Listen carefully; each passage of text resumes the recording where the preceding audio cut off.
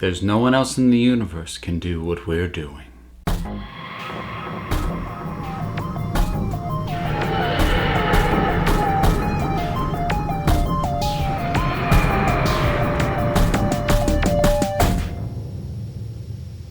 Classic Who review time, and yes, I am going to keep my monthly classic Doctor Who as well as my monthly Big Finish on the normal Sunday slot, but the Sundays that aren't for these may or may not end up being Doctor Who while the new series is running, because that just might be too much. But in any case, yes, I didn't want to stop catching up on classic stuff and getting my reviews out on them, and this time I decided to get a second Doctor story that, would actually be good. So I gave the options to my Patreons. They voted on some second Doctor stories, and what they selected was Tomb of the Cybermen. At present, I can safely say, my favorite second Doctor story that I've seen. As with most of the Doctors, there's a fair chunk of their stuff I still haven't gotten through, but with most of the Doctors I've seen, if not reviewed, what is generally considered to be the best of their stuff. So, Tomb of the Cybermen.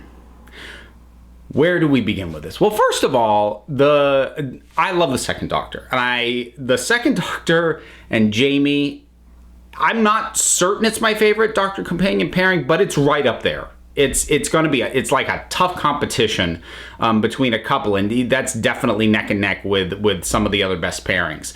So I love that, and I actually quite like Victoria, who, so far as I can tell, did not stick around for a very long time, which is a bit of a shame because she has in this story, for lack of a better term, she has a spunk to her that I really like. She is rather frequently across the story sort of, oh no, the women have to stay behind while the men go ahead. I'll kind of come back to those kinds of elements of this story, but you can see her annoyance at that.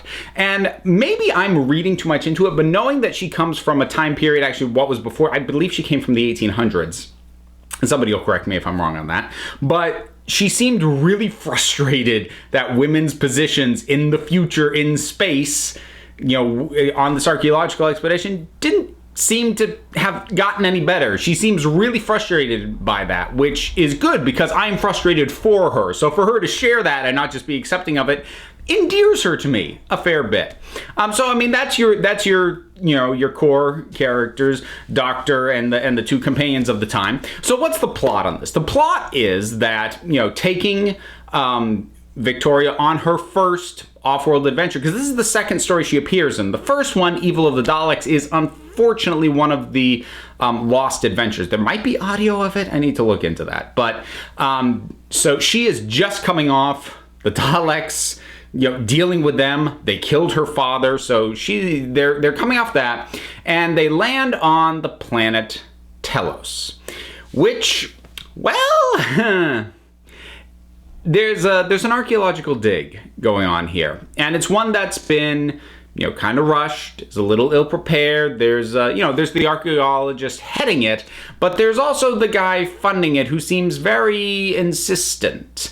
And the whole thing has it has the vibe of like really pushing for people like, oh no, go and uncover that pyramid. No, I'll stay back here. Don't worry about the mummy's curse. Just go. It's not quite that detached, but it has that feel to it in terms of the vibe of the expedition as a whole. And what they have found are the titular Tombs of the Cybermen. It is basically a station where Cybermen have set up, and they have frozen themselves. They've cryogenically frozen themselves. Cryogenically frozen themselves. And we now have basically a trapped with Cybermen story. And there's so much I love about this story. First of all, let's talk about the Cybermen themselves. This was, this I think saw their first major redesign. They appeared on the moon base, but I think, which was a second Doctor story, I think in that one they still had the like sock mask thing going on. I should have looked that up. But, this has sort of the trapdoor mouth, and I think the most electronic sounding voice that the Cybermen ever had, which it on a first viewing can make it sometimes difficult to understand what they're saying, but at the same time is really effective in giving it that inhuman quality to their voice. And the Doctor does give that reminder early on, these are not robots. There are people, or at least parts of people, inside these things. So to know that, have that reiterated early on, and then have the Doctor, by having the Doctor point it out, and then hearing this incredibly inhuman voice is really cool. It also, I believe it's our first introduction to the idea of a cyber controller, because before we had just seen the Cybermen as a collective, kind of a bit like the Borg, obviously predating them severely.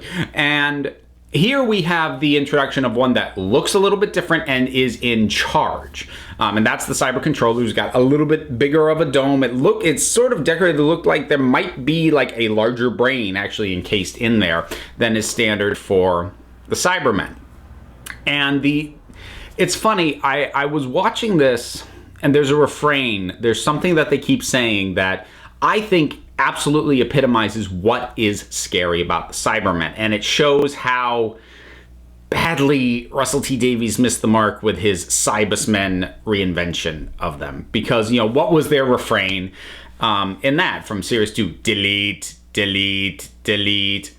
They might as well be saying exterminate. It's just their equivalent of that. But here, the refrain that we keep hearing is, we will survive. And that cuts to the core of why these things are scary, because they are the epitome of survival at all costs to external damage and all costs to self.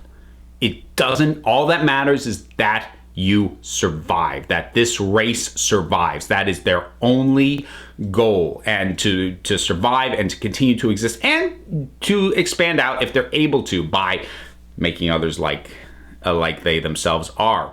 But just the refrain of that, we will survive, and there's an odd level of insistence on it, even through the electronic monotone. You really get the sense this is the core of what these things are, and it's what makes them scary. Now, it does, to a certain extent, suffer from the cheesiness of the era. So, I say scary, I mean conceptually scary. You look at them and it's very obviously people in shiny suits doing this. But even taking that into account, there's actually some really impressive production design going on here. First of all, we get a fair number of Cybermen, so you don't feel the limitations there's only 3 and they're shooting it to make it look like there's more. No, there's a decent number of them. But the tombs themselves, it's actually a pretty dang impressive set. It's tall and they are contained within these things, and they sort of break through this cellophane, which I believe started the tradition of the Cybermen kind of breaking through stuff as their big entrance, something that would be a little bit recurring as the show would go on. But it's a dang impressive set, not just the tombs themselves, but the entire sort of catacombs, all of this place that they found. It looks pretty dang good, especially for the time. I really do find that the black and white painted over a lot of sins. I do honestly think that the show didn't start looking cheap until it went to color, because color is a lot less forgiving. It's a lot easier to fake stuff when you don't have to worry about color matching, or the color giving away the nature of the texture or whatever else. So it ends up looking pretty dang impressive. Now, there's sort of more than one villain going on here as well, because we have the Cybermen, but we also have, I mentioned him already, the guy who funded the expedition, a guy named Eric Klieg, who is from the Society of Logicians. Basically, he is a guy who is just smart enough to cause a lot of problems, but does not realize that he's not nearly as smart as he thinks he is, which makes him additionally dangerous, because he thinks that he can control the Cybermen. He thinks he can negotiate with them. He has a very inflated view of himself, of his worldview, of what he could do if he were in charge, but he's just a petty little man. He's actually kind of surprisingly well realized as a villain, because and I'm going to put that down to the performance. And sort of working in conjunction with him is a woman called Kaftan, who has what I can only call a manservant named Toberman. Now, I can't talk about these three without sort of bringing up one of what I consider to be two notable issues with the story. This one is an issue with the passage of time. They basically did something that was acceptable at the time and is really kind of cringy now. The other thing I think was actually a flaw of the story at the time, but I'll come back to that. And that is that basically this story kind of comes off as a bit racist, if I'm being blunt. Toberman himself is the biggest issue, because Toberman is black, very, very dark skinned, and he is a very stuttered, basic speech, super strong, but not shown to be particularly intelligent servant. He does what he's told. That's it. That's all he does. And as far as the other two are concerned, I did look into their actual national heritage. The guy who plays Klieg, I believe, was Greek, but he had sort of that olive-colored skin, and he was frequently cast, in that era as characters of a more Middle Eastern bent, which seems to be the accent he's going for here. And then Kaftan, I actually couldn't find out a lot about that actress. She appears to have more or less retired in the 70s, even though she's still around. But the image I found of her more recently, she's quite white, and she looks like she's been browned up. And even if she hasn't, even if that's somehow a quirk of the shooting that wasn't actually done, she's still sporting a non-British accent. And basically all three human villains are very decidedly not Anglo-Saxon, not white, not British. And yeah, that's kind of problematic, because there aren't any characters of color that aren't part of the bad guys. And again, as I said, that's unfortunate. I'm not going to go so far as to say that it was deliberately racist or that it was creates an intended subtext, but it is a problem. They probably didn't think too much about it, with that casting, with those choices. But yeah, it's a little bit tough to watch now. That said, the performances for what the characters are solid. Klieg, especially, I think, gives a quite a good performance, quite an engaging one, especially for someone who easily could have been, just the villain. You're like, okay, well, somebody kill this guy already. I actually quite enjoyed his time on screen. Not that I liked him as a character. You're not supposed to like him, but I enjoyed his presence and what it did for the story. Now, to be fair, not every character who isn't this three is strictly speaking British, because we have the crew of the rocket, and I actually kind of love this. I found this adorable. Who are Americans, except it's that weird accent that you get from British people trying to sound as American as possible. So you get, well, gosh, I'll tell you, somebody went and just messed up the rocket. I can't handle it with you people around, and the women need to stay behind. And it's funny. I find that inherently funny. I'm not sure it's supposed to be, but I do, yeah, I get humor in that. And since I have brought up my first gripe, which again is more an issue of, and again, that's not to say that it was actually okay at the time, with that sort of race portrayal, but it was also of the time. So, there's only, I can recognize that it's a problem, and I'm not saying that it was okay, but it also was not atypical. It was not above and beyond what was kind of going on in entertainment all over the place for the era. What I think is actually a bit more of a structural, fundamental, this doesn't really work element of the story are the Cybermen. Now, they get introduced here, and they're sort of these little caterpillar-looking metal things, and there's two problems with them. The first is it's very unclear what it is that they do and what about them is actually dangerous.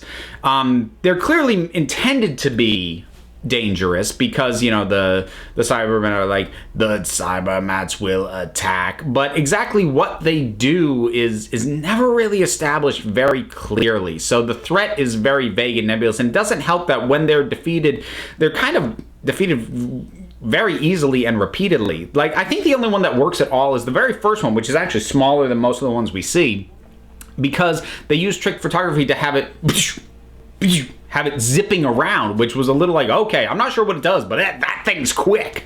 The problem is, I think they got really enamored that they managed to get some remote control ones going. So the bigger ones are so slow. They move so slowly, and again, it's really unclear what it is they do, and they are repeatedly, just grabbed and thrown aside, knocked off people. They don't seem to really do much damage, and it's made worse that there's this loud whoop whoop whoop whoop whoop, and initially it's so loud that it makes it really irritating that it takes the character so long to notice that they're around on a couple of occasions. And at first I'm like, well, maybe that's like part of the soundtrack and like it's just to signal to the audience that they're around, except that I could tell it got quieter at certain points. So this was meant to be the noise they make because it's getting quieter depending if they were further away, like around a corner or something. But the characters in the show still weren't noticing it. And yeah, they just, and they also feel like they artificially lengthen the episodes by use of the Cybermats. Like initially when the Cybermen bring out the bigger ones, they set them down and nothing happens. And they're like, the Cybermats need to be recharged or whatever it is they say. So like, you spend like a solid minute setting them down and having them like twitch around and literally do nothing. Just so that you could pick them up again and send them. Why did you do, like, there's some weird extended bits of this. I don't know if they were just trying to pad things out or if they actually thought that it was building suspense and fear around these things, but it didn't. And it doesn't help that they kind of look a little adorable. So I think even at the time, even taking into account the era, the production value and everything else, I just don't think the Cybermats work. Just flat out. But now that I've done my complaints, let me come back to why this is one of my favorite episodes. And it really has to do with the Second Doctor himself. So many of my favorite Second Doctor moments are in this episode. I can cite you basically 3 specifically that are among some of my favorite Doctor Who moments at all. There's actually the thing that I kind of did in my intro bit. He has a beat with Victoria that is so sweet. And so touching because she's still dealing with the fact that her father's dead.